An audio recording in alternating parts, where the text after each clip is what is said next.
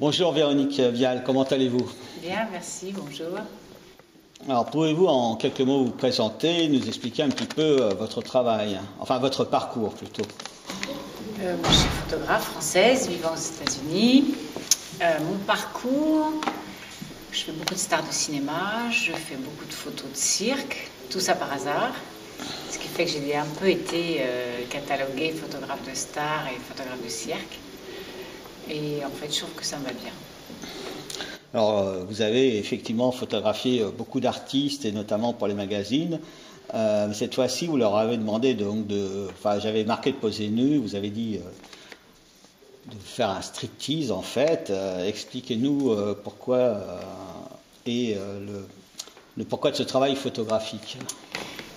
Parce qu'en général, dans mes prévieux livres, dans mes livres précédents, j'avais fait avant 10h du matin des stars qui se réveillaient. Je ne les déshabillais pas, mais j'attrapais leur âme. C'était vraiment l'idée, c'était de les photographier sans masque en fait.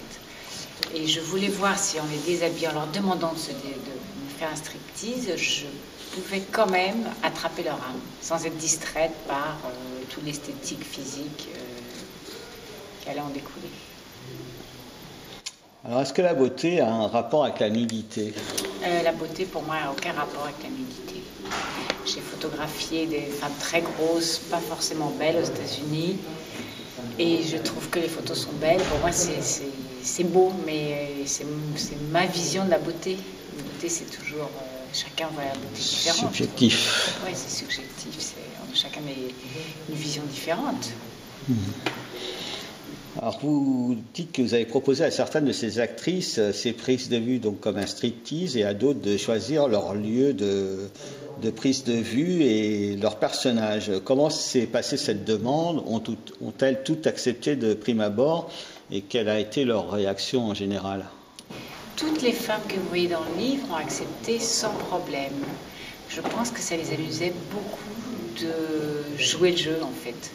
Et moi j'étais un peu intimidée de leur demander de se déshabiller, mais leur fait de leur demander de jouer à se déshabiller en faisant striptease a rendu ma tâche et leur tâche beaucoup plus facile.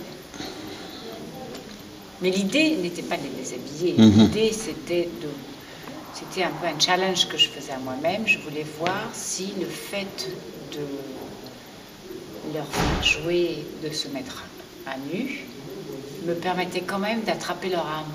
C'était vraiment ça.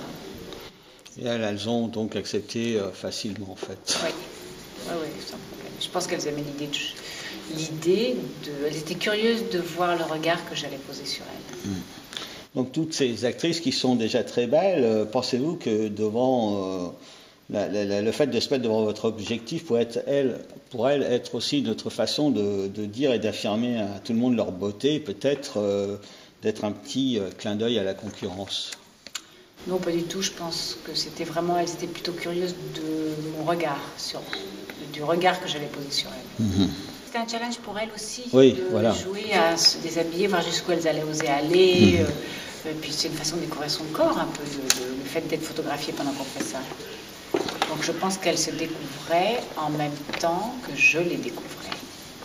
Je pense que quelques-unes ont déjà dû le faire, mais il y en a qui n'ont jamais fait. Carole Rocher, c'est la première fois qu'elle se déshabillait. Et c'était assez magique, c'était une révélation autant pour elle que pour moi. Le fait qu'elle me fasse confiance et que j'arrive à la mettre en confiance, c'était une belle expérience.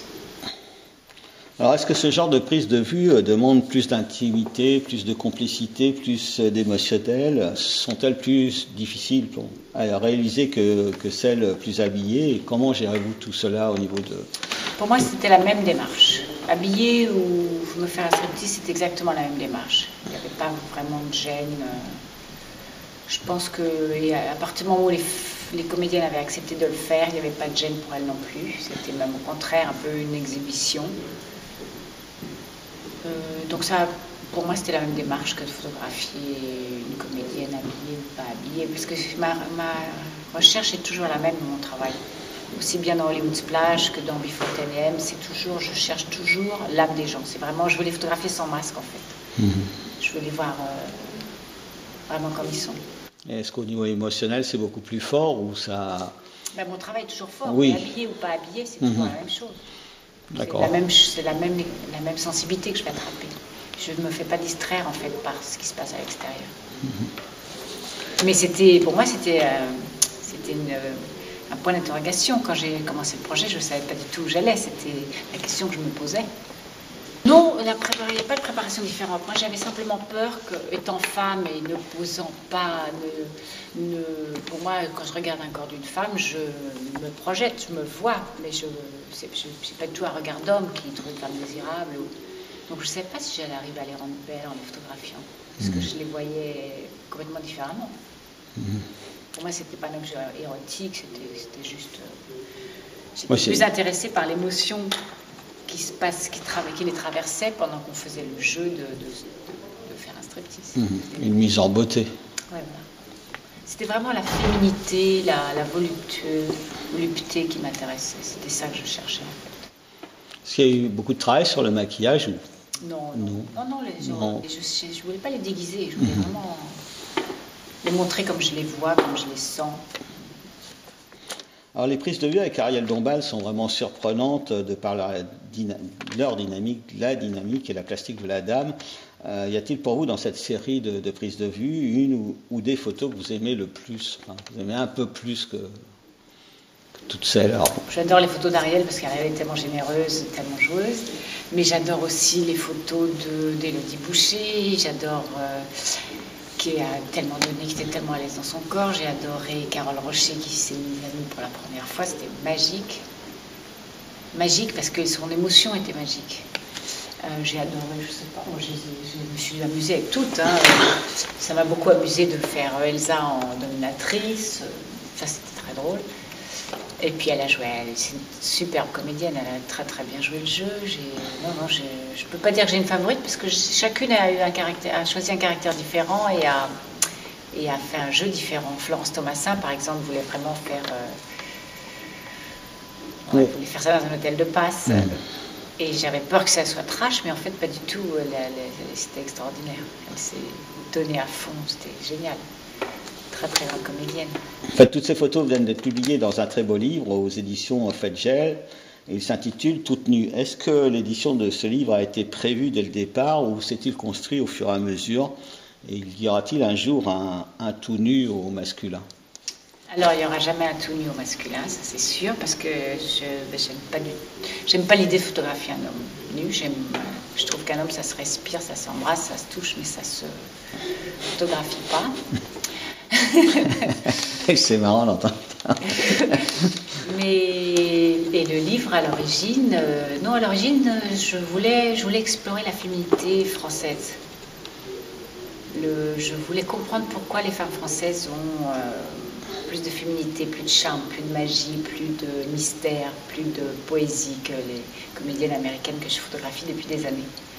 C'était une recherche personnelle, toujours. Mes bouquins et mes expos, c'est toujours des recherches personnelles entre mes boulots sérieux. Donc je ne savais pas trop où ça allait aller, mais très vite j'ai compris qu'il fallait faire un bouquin.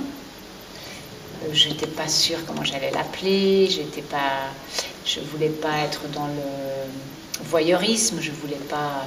Donc en fait je me suis dit, non, on va l'appeler Toute nue pour Véronique Vial, parce qu'en fait elles m'ont fait un cadeau.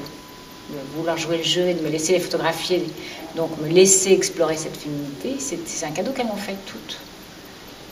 Donc c'est un cadeau que je leur ai fait en faisant le bouquin. Alors que retirez-vous aujourd'hui de ce travail et a-t-il pleinement répondu à vos attentes? Oui, il a vraiment répondu. Ce travail a vraiment répondu à mon attente, enfin mes attentes. Le plus important, c'était de comprendre que la féminité française était vraiment spéciale, parce qu'au départ je pensais que c'était moi qui étais incapable de rendre des comédiennes américaines mystérieuses, magiques, poétiques, et en fait non, c'est que elles l'ont pas, elles ne peuvent pas le donner, tandis qu'en France il y a tout ce jeu qui est différent, qui est plus poétique, qui est plus mystérieux, qui est plus... Il n'est pas calculé en fait. Elles jouent plus, elles calculent pas, ce ne sont pas des machines. Donc ça m'a un peu réconciliée avec mon talent et puis avec la façon dont je vois les choses.